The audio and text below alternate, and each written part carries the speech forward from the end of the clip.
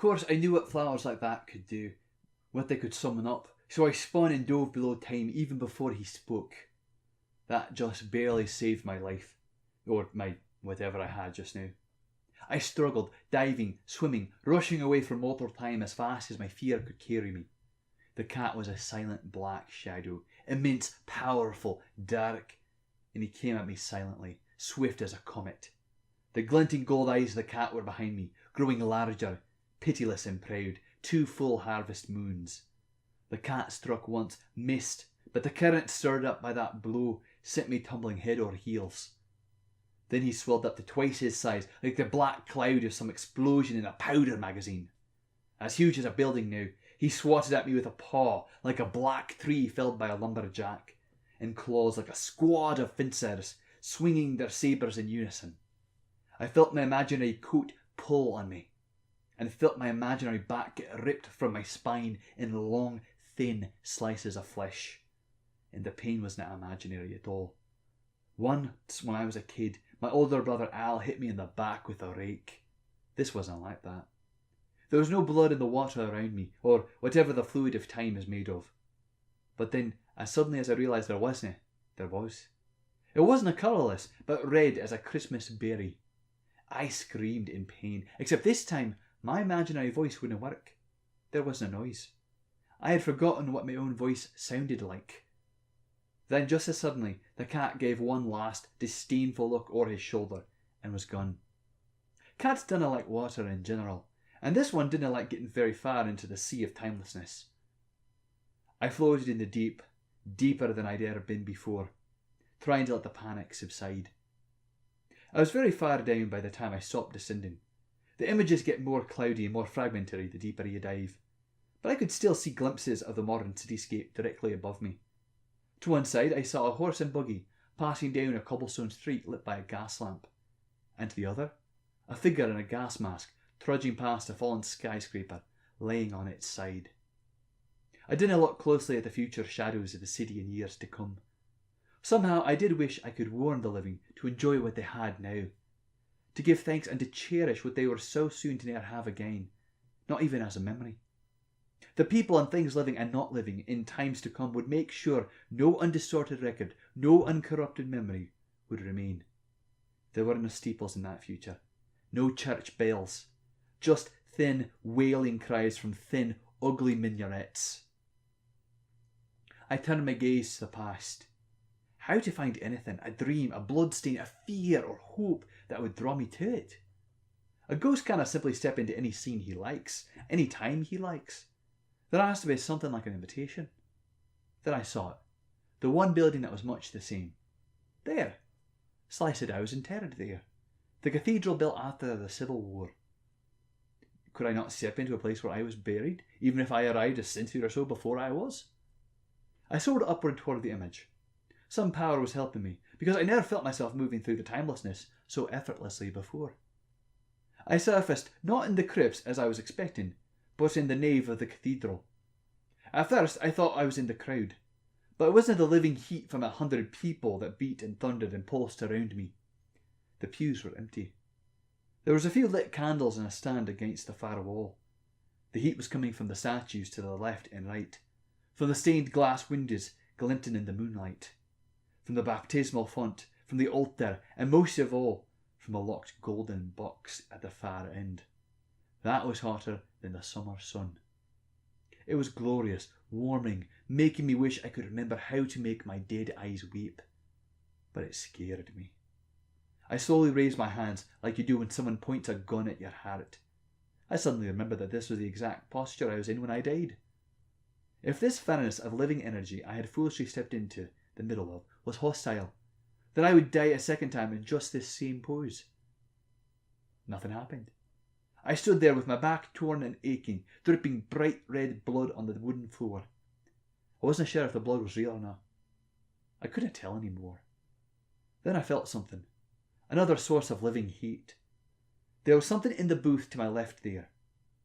It felt like male rather than female heat. I can't explain that. But imagine someone throws a pine log rather than an apple log onto a fire. You can smell the difference. He wanted me to enter the other half of the booth. I couldn't open or close the booth door, but I could step through it. I went in and knelt down, wincing at my wounded back, and crossed myself. Forgive me, Father, for I have sinned. It's been... Wait a minute. I'm guessing about 100 years and change since my last confession. But it is 100 years in the future. What year is this?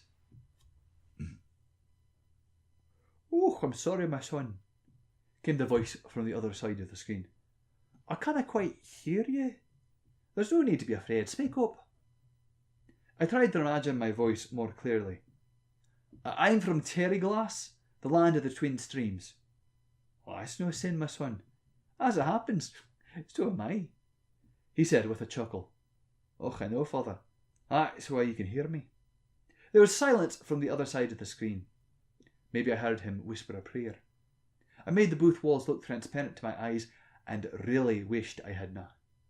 The figures coming out of the statues and images were bright and terrifying, and the shape that stood up from the image of the Virgin above the altar was terrifying and beautiful, bright as the sun, clear as the moon, and crowned with 7 stars. And the moon was under her feet. I closed my eyes, but that made it worse. I could feel the heat from the living powers gather behind the old priest in the confessional booth. One of them leaned down and breathed on the old priest, and he ignited with living force like an oil-soaked pine log going up. I put my imaginary hands over my eyes and tried to make the booth solid to my vision again. There was no place to run. Even in the waters of eternity outside the mortal world, the lamps and lanterns of living beings, beings immeasurably greater than us, had gathered. There was also a force standing at the right hand of the priest. It wasn't a saint. I could tell that the saints had once been alive, had once been ghosts like me. I was an empty sack, and they were filled up to overflowing. But they were like me. They were human. They could be pictured with faces and robes and eyes and smiles. The living creature at his right hand had never been alive, never occupied flesh, never fully entered into mortal time. I didn't know what it was, but the force that flowed from it was harsher and more solemn than a judge ordering a criminal to hang. The saints were like flames. This was like a lightning bolt. If you can imagine a lightning bolt standing still, making no noise, just looking at you. I wondered if that being was his guardian angel. My mum told me that we all had them. They live in the baptismal waters and came out when we were washed as babes. I believed her as a child, but not after the day she went into the hospital for some routine operation and never came out again. My dad and my brothers told me not to worry. It'd be okay, that I only had a nightmare. But the nightmare came true. My dad had lied to me over there being nothing to worry about. So after that, I just sort of assumed it was all lies. I still believed in witches. Eventually I killed the old granny who had cursed my mum to her death.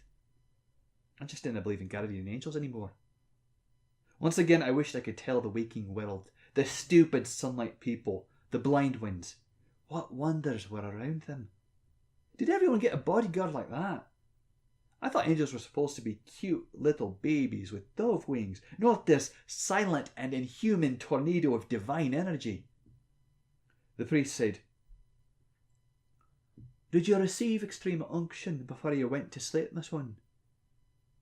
I didn't understand what he meant at first. Then I got it. No, Father. Death came suddenly and I had no time to confess. Is it too late now? I mean, I have not reported in and anywhere. I have not seen no judgment seat or pearly gate or anything. He sighed. Oh, that I dinna know. It's not a point card in my instruction. I wonder what St. Thomas Aquinas would say on the matter. We are allowed to pray for the dead, of course, but... St. Thomas was standing right there. He was wearing a crown of light, so I couldn't read his expression because it was too bright for me to see his face. But he spread his hands and held up 2 fingers. I had no idea what that gesture meant. The old priest said, "But nonetheless, I'm sure our Heavenly Father would prefer to have all his little ones come to him sooner or later. But you are a little late. But maybe not too late. I mean, Trajan was baptised after his death, and he must have had confession before entering communion, so there is precedent. If I must err, let it be on the side of generosity. I'll hear your confession, my son. Of what do you accuse yourself?" I'm a poltergeist. You shouldn't think so small of yourself, whom God has created. Sorry, what are you talking about, Father? Did you not say you were a paltry ghost? Maybe I misheard. A poultry ghost. I didn't know how to explain that I was a detective. I'm pretty sure the word didn't exist yet. In fact, I didn't even know if Robert Peel had organised a police force in London yet. I was a married man. I was murdered. And now I'm discovering that I'm the type of ghost who is full of wrath. Ghost who makes objects fly around the room. I found myself doing it without being aware of it. Because my subconscious mind... No, wait, that was a word that no 19th century man would ever know. I think I'm possessed by a spirit of anger. I just saw the spirit of anger act through me without my knowing, without my say-so. A spirit possessed by a spirit? The old priest sounded amused. Well, to make a good confession, you must vow to amend your life. Existence. Are you truly sorry for your sin? I remembered seeing Sly's bleeding face. Aye, I said. But I didn't remember the words. Oh my God, I'm heartily sorry for having offended you, and I detest all my sins because I dread the loss of heaven and pains of hell. But most of all, I forget what I dread most of all. You detest your sins most of all because they offend our Lord, who is all good and deserving of all your love. But my son, you had not confessed all your sins. I wondered why he said this, but something made me blurt out, she is still mine. So maybe I was possessed by a spirit after all. No one can possess another, he said serenely. Then I heard a smile in his voice. Except, I suppose, in your case. But of whom do we speak? Rory, my wife. No, my son. I felt the anger in me again. What do you mean, no? She isn't your wife, but your widow. You've been sundered from her. He said nothing, and I said nothing. A space of time went by as I heard him breathing, and not me. The old priest broke the silence. Who murdered you, my son? She did. Ah. You didn't sound surprised, Father. One hears many things in confession, and after a time, one gets a sense for how the heart works. But you are certain it was she? The minds of ghosts sometimes wander. That was a scary thought. Suddenly I wasn't sure if I could trust myself, or what I could trust. No, it had to be her. The door was locked and she had the key to get in. The top drawer of the filing cabinet was also locked and I had the only key to it. A key sunlight men cannot see. She could have taken it out of my trouser pocket at any point. She was crying and crying. You'd think a woman like that would be hard as stone, as hard as flint. Mrs. Flint. The bullets were silver, so the charms woven around my life didn't work. And the gun was made of special metal, so that ordinary humans couldn't see it. It was something we used for killing werewolves. Do you forgive her? That is the crazy part. After I was dead, I was pulled up toward the mouth of a maelstrom of light. But I turned and looked back, and I saw her hugging me. Hugging my corpse. She took the bottle of She took the bottle of pills out of the drawer. The Mickey Finn pills. But I guess you could call them Finadiary pills. She cleaned up the evidence before the pill took effect. She left and locked the door behind her. She does not remember the crime. She killed me and collected the insurance and got away with it. I tried to heave a sigh, but it didn't work. It just sounded like a thin, sad whistle of wind. Creepy. Father, she regrets nothing because she remembers nothing. I didn't think it was planned. For all I know, she dropped the elf key and she was coming by to return it. And then we quarrelled. About what? Money. What else do couples quarrel about? I made a joke about Sly, about how dumb he is, and she just exploded like a... Who's this? Sylvester Steele, my partner, whom you have hated for years and belittled and cheated of his wages. Aye, of course. I could take money from the kiddie and put the blame on him and, hey, I didn't say any of that. It's not true. I was like an older brother to him and he... No? Then why are you still on earth, poor shade? What sin is keeping you here? I'm here because I want to be... I am not trapped. You're trapped like a bird on a limed twig, with the lime you set yourself. Ask for release, Miss Wynne. I can't grant you the forgiveness and peace of Christ unless you admit your sin and ask it to be cleansed. His voice was getting dimmer and dimmer, like the voice of a man calling from the caboose of a train receding into a dark tunnel. I could barely hear him. And I didn't want to hear him. I had leaped to my feet, astonished and aghast that this little priest, this mere mortal, that dim-sighted fool who couldn't see the gathered spirits behind him, that he would dare speak to me that way. What the hell did he know about me? What gave him the right to stick his nose in my business? He'd be lucky if I didn't break his nose off for sticking it where it didn't belong. Had I not always been good to Sylvester, treated him like a prince, gave him a job when no one else would hire such an idiot? The winds started whipping around me before I realised what was happening. Aye, I was angry, and I saw my jaw drop down to my belt buckle, and my cheeks grow longer and longer to let that happen. My hair was standing up on end like the floating hair of a corpse under water, and the wailing noise, weak and yet full of hate, that came from my throat, I barely recognised as my own. Through the walls of the confessional, I saw the little candles shake and fall, and the stained glass windows rattle in their frames. The glass images of St. Peter with his keys and St. Paul with his sword turned and frowned at me, with sorrow mixed with sternness in their eyes. The guardian angel struck. Pause for coffee.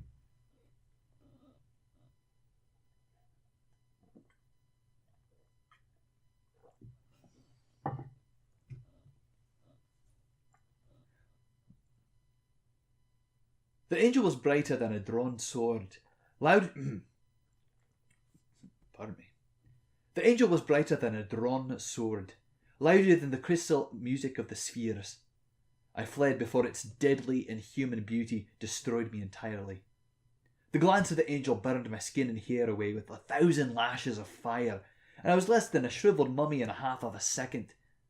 When I came to myself again, I felt like the peach pit left over after the peaches gnawed to bits. Deeper I was than the cat had chased me. It was like another layer of the sea, where other forms of life dwell. Luminous shapes of translucent blind fish with teeth like knives. So deep I didn't even know where I was. Even here, where a few dream clouds caught fragments of images from mortal time. At this depth, the landscape to one side was all forest, and the skies filled with passenger pigeons, and nary a man in sight, not even a figure in buckskin. To the other side, the moon was black, the seas were blood, and nightmarish shapes stalked amid the burning ruins, like war horses with scorpion tails and human faces, long fangs and long hair, crowned in gold and wearing iron vests. The whole span of time, from America before Columbus, maybe before the Indians, to whatever horrid future waited for us. I could see it all. Eden to Apocalypse, Alpha to Omega.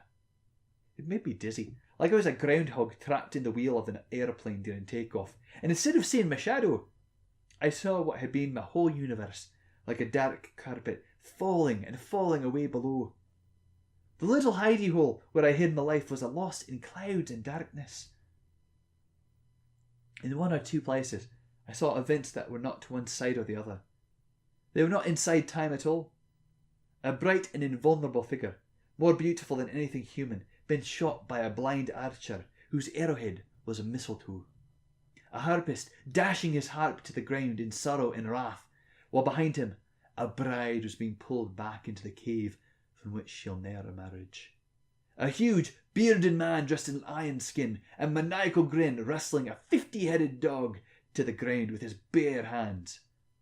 A dead man wrapped in bandages and crowned like a king, holding up a balance scale. In one pan, a beating heart, and in the other, a feather.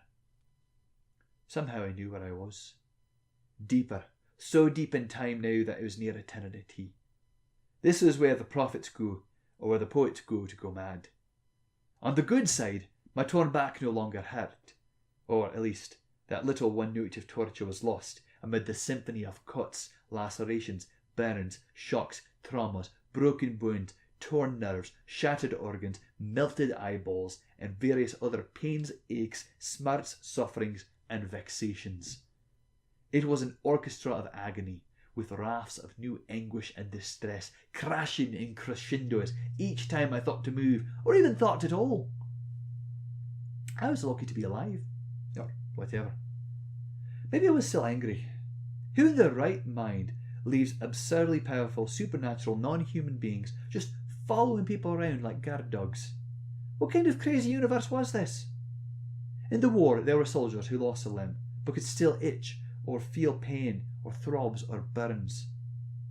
Ghost pains, they called it. Now my whole body was suffering ghost pains. Who designs a universe where a man can lose not just one limb, or even 4, but every part of his body altogether, and it still hurts? Remember those pains of hell I was supposed to be dreading of? I began to wonder how my life as a dead guy was going to go. I thought I was going to be free from all the pains that flesh is heir to. But instead I found my new imaginary body could suffer pain greater than what killed me. More pain? How much more? Who said there was an upper limit? Why not infinite pain? Why not eternal? I couldn't sweat with fear because my entire body, head to toe, was 1/3 degree burn from looking like the surface of a dead lava flow. But I could shake. It was a trembling I couldn't stop, like the shakes a rummy in the gutter gets in the last cold hour before dawn. You'd think a dead guy would worry about this kind of thing, first off, right off the bat. But I had been kind of distracted. Being dead is a bit like being drunk. It kind of plays tricks on you. Only then did I really start to wonder and start to dread. I had known about the twilight creatures my whole life, ever since I was a wee child. Many children can see ghosts, or remember things that haven't happened yet. But usually they grow out of it when they start to get good at talking. We twilight folk, or anyone who has otherworldly blood in their ancestry, from silk keys or sea fairies or swan maidens wed against their will, when their coats were hid, they didn't grow out of it so fast. The world's time hasn't a strong hold on us. You'd think it'd make it easier for a man like me to believe what saints and martyrs said in old books that nobody reads, or droning homilies everyone snoozes through, wondering how the Sunday game is turning out. But somehow, knowing it, seeing it, somehow made the whole thing seem unexceptional, like it was an everyday business. Let me give a for instance. Father Aretino was a grey-haired old Tuscan priest with tired eyes who drank too much. In one of our first cases after Flint and Steel investigations was open for business. This was before the war. I saw Father Aretino destroy a 4,000-year-old blood-drinking pharaoh. This was a February midnight in the middle of a frozen white stream that the Iroquois worshipped as a god. The father stood there with no one around him, and the pharaoh surrounded with a cloud of darkness and a cloud of locusts, and he was advancing o'er the stream. Father Aretino destroyed the mummy with no more than a dog-eared Bible, a candle stub, a cowbell, and his naked faith. He had started the evening with a nice silver bell made by a Roman artisan and blessed by a bishop, but a nighthawk had carried it off laughing. Sly managed to find and swipe a bell from a sleeping milk cow to replace it. I saw the ice crack open and the river leap as if with joy and reach with watery fingers, white as foam, to drown the scowling Egyptian king, who shouted in rage as ghosts of jackals howled, unable and unwilling to believe that the god of the Hebrew slaves could fell him. You'd think that I believe in God all the more, seeing what his servants could do. But in my line of work, I just thought of our God like he was Gunadoya, the Thunder Boy, whom the Iroquois once danced to in times of drought and beat the tabors to adore. just a power at large in the world. A little sneaking thought, no bigger than a worm, snaked into my brain. It was a simple thought. If there is a hell, Sylvester can go there.